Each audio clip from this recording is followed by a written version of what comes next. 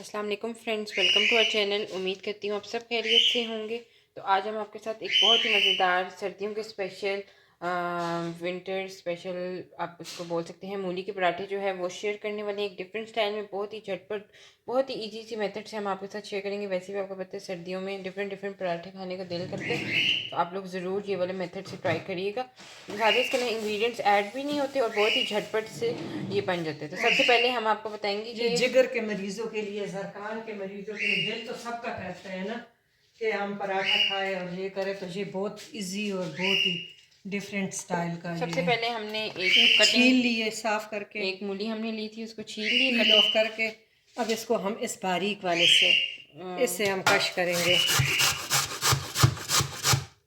तो ये आप देखें, मूली को जो है हमने कद्दूकश कर लिया था। ½ kg के हमारे पास एक मूली थी, तो इससे ऑलमोस्ट हमारे 3 to 4 पराठे जो है आराम से रेडी हो जाएंगे। तो अब हमने क्या करना है, एक प्लेट के अंदर इसको तो मूली की जो कद्दूकश की हुई है वो निकाल लेंगे। उसका पानी जो है पहले हम लोग वो इसमें पहले हम नमक इसके अंदर ऐड करेंगे। 1 टीस्पून हम नमक ऐड करेंगे कि वो इससे पानी सारा छोड़ देगी, और ½ टीस्पून हम हल्दी इसमें ऐड कर रहे हैं। इसको थोड़ा मिक्स कर लेंगे।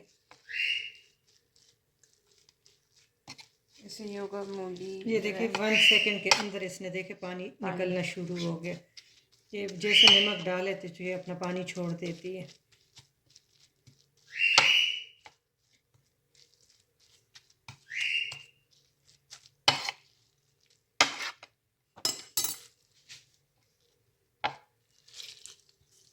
ये देख लें,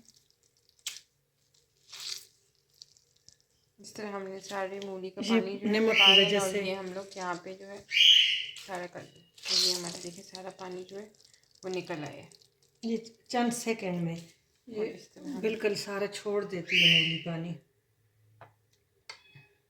अब हम एक बाउल के अंदर जो हमने मूली के कद्दूकस करके पानी निकाले था उसको हमने बाउल के अंदर ऐड कर दिया। अब हम इसके अंदर सब्ज़ मिर्च दो चॉप की हुई थी 2, वो ऐड कर देंगे। चटपटा ज़रा अच्छा लगता है। ये जो बिल्कुल मूली की बारीक पत्ते होते हैं वो कच्चे हमने वाले, वो हमने इसमें ऐड कर दिए। और ये हम इसके अंदर सब्ज़ धनिया जो है वो ऐड कर देंगे। सब्ज़ धनिया खूब सारा ऐड करें, बहुत टेस्टी लगता है। और ठंडा भी होता है, मूली भी ठंडी होती है, तो ये जो मैदे की गरमाइश होती है, मैदे के पेशेंट है, उनके लिए भी बहुत अच्छा है। अब हस्बे हम ज़रूरत हम इसमें लाल मिर्चें ऐड करेंगे। साथ ही हम इसके अंदर नमक हमने ऑलरेडी डाला है ना, तो आप चख लेंगे, क्योंकि हम अब इसमें बाकी जो है ना काला नमक डालेंगे। ये ½ टीस्पून हमने पिंक सॉल्ट, ब्लैक भी कहते हैं और पिंक सॉल्ट भी कहते हैं, ये हमने ½ टीस्पून डाल दिया। तो अब हम इसमें दरदरा सा कुटा हुआ सूखा धनिया जो है 1 टेबल स्पून, वो भी अच्छा लगता है, वो हम डाल लेंगे। ये बहुत टेस्टी बनते हैं। और ½ टीस्पून हम सफ़ेद ज़ीरा डाल लेंगे।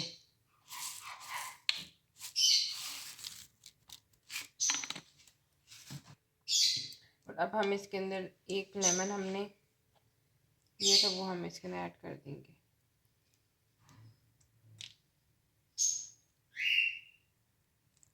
अब इसको सबको अच्छी तरह मिक्स कर लेंगे।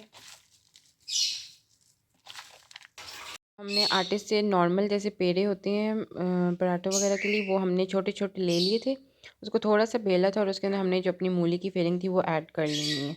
नॉर्मल आटे के छोटे छोटे पेड़े लेकर आपने उसको थोड़ा सा गोल बेलना है और इसके ऊपर एक दूसरा कवर ये ऐड कर देना है। इससे आपको सबको आता होगा, इसलिए मैंने दिखाया नहीं।